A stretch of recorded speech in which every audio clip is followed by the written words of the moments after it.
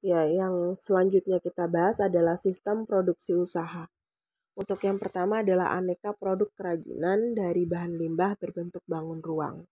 Seperti yang terlihat di gambar, di situ ada botol minuman ya yang digunakan sebagai pot bunga, ada kaleng bekas yang digunakan sebagai tempat lilin, dan juga ada limbah limbah kardus yang digunakan sebagai hiasan cenderamata. Contoh hasil limbah dilihat dari kondisi wilayahnya. Untuk daerah pesisir pantai, cangkang kerang laut, tulang ikan, tempurung kelapa, sabut kelapa, dan sebagainya. Daerah pegunungan, biji-biji kering, buah-buah kering, kulit durian, dan sebagainya. Daerah pertanian, biji-bijian kering, bunga kering, kulit pohon kering, dan sebagainya. Dan daerah perkotaan, kulit kacang, kulit telur, kemasan plastik, botol kaca, kemasan kaleng, dan sebagainya. Selanjutnya, kita akan belajar tentang Break Even Point atau BEP. BEP adalah titik impas di mana posisi jumlah pendapatan dan biaya yang dikeluarkan sama atau seimbang, sehingga tidak terdapat keuntungan ataupun kerugian dalam suatu usaha. Manfaat analisa BEP. Yang pertama, jumlah penjualan minimal harus dipertahankan agar perusahaan tidak mengalami kerugian. Jumlah penjualan yang harus dicapai untuk memperoleh keuntungan tertentu. Lalu, seberapa jauhkah yang harus dicapai untuk memperoleh keuntungan tertentu? Seberapa jauhkah berkurangnya penjualan agar perusahaan tidak mendapat rugi? Selanjutnya, untuk manfaat analisa BEP, mengetahui efek perubahan harga jual, biaya, dan volume penjualan terhadap keuntungan yang diperoleh. Lalu, sebagai bahan pertimbangan dalam mengambil keputusan yang berkaitan dengan kebijakan perusahaan, misalnya menentukan usaha yang perlu dihentikan atau harus tetap dijalankan ketika perusahaan dalam keadaan tidak mampu menutup biaya-biaya tunai.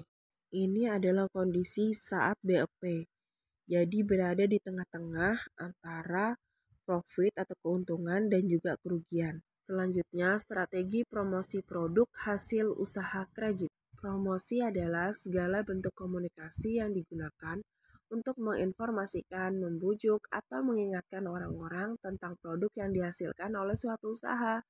Tujuan promosi adalah menginformasikan, mempengaruhi, dan membujuk, serta mengingatkan pelanggan. Menentukan strategi promosi. Periklanan, sebuah bentuk komunikasi non-personal yang harus diberikan imbalan atau pembayaran kepada sebuah organisasi atau media massa atau perorangan. Contohnya televisi, surat kabar, YouTube, Facebook, dan sebagainya.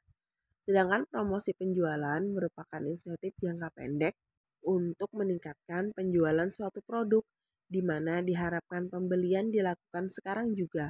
Contohnya, pemberian kupon, sampel produk. Menentukan strategi promosi. Penjualan tatap muka adalah proses penjualan di mana para pelanggan diberi informasi untuk membeli produk melalui komunikasi secara personal. Contoh promosi via WhatsApp, chat Shopee, chat Tokopedia.